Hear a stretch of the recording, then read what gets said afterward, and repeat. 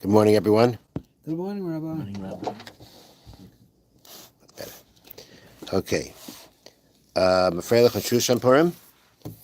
Today's Mishnah is sponsored by the Garland children, Lozeicha and Mishmas, in memory of their uncle, Gavriel ben Moshe Nochem.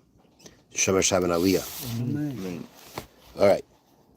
Mishnah Gimel. Gufay shall get. Literally translated means the body of the get. That means the essential part of a get. Mm-hmm. Now we know that a get has to have the names of the husband and wife, as well as where and when it was written, as well as where they're from.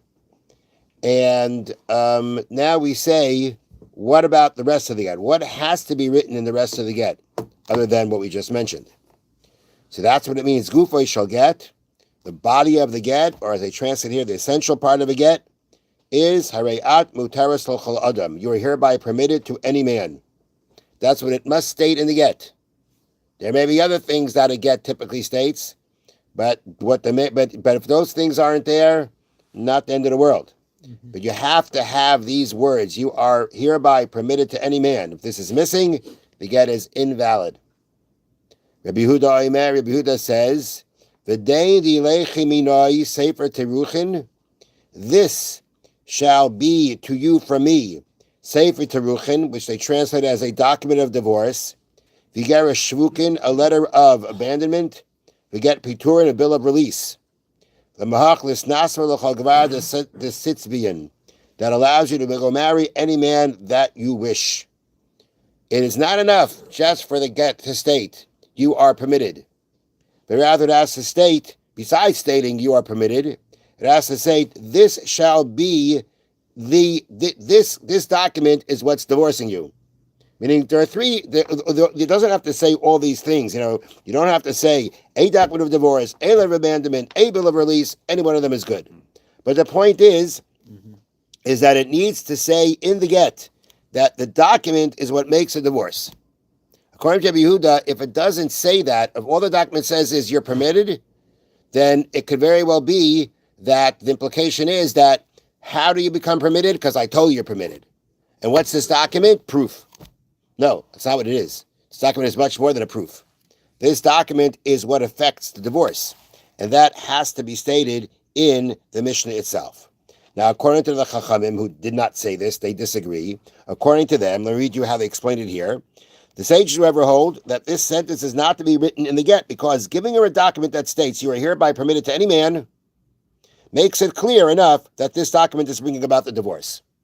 You don't have to say this document brings about the divorce, basically. You don't have to state that in the get.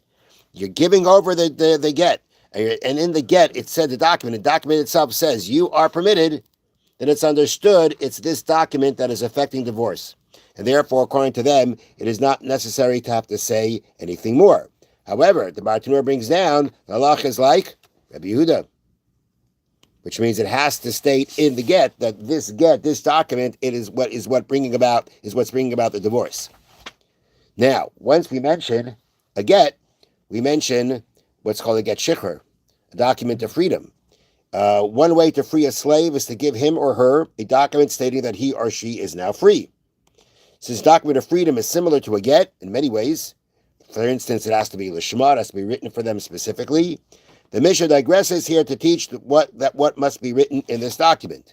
So now, gufay shall get shikhr, the body of the get shikhr, the essential part of a document of freedom, is hareat ba'ascheirin, hareat la'atzmeich.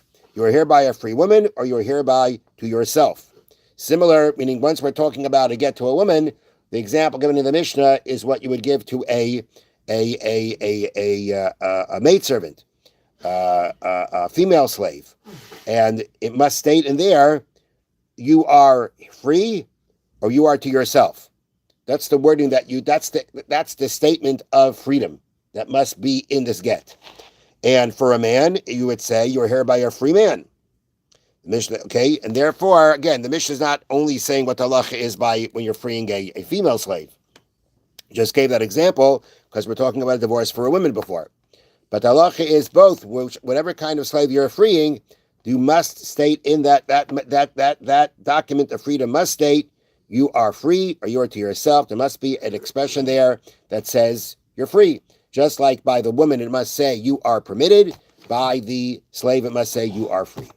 Have a wonderful day, and a very happy and freilich and Shushan Purim. Thank you, Rabbi. Thank you, Rabbi.